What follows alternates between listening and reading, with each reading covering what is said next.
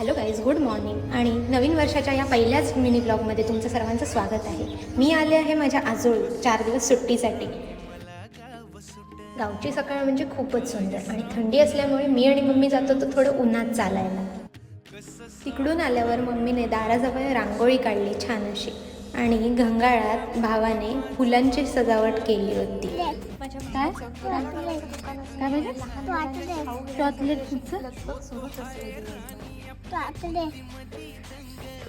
आज गुरुवार असल्यामुळे आजीने चण्याची उसळ आणि गावठी पाल्याची भाजी केली होती. संध्याकाळी मी आणि माझी बहीण निघालो भटकंती करायला आणि आमच्या इथे खालीच लिलीचं शेत आहे खूप मोठं. आत्ता काही फार बहर नाही लिलीला, पण थोडीफार फुलं अधेमध्ये येतात आणि माझी बहीण इकडे खाली जाऊन थोडेफार दुसऱ्या दिवशी पूजेसाठी कळ्या काढत होती.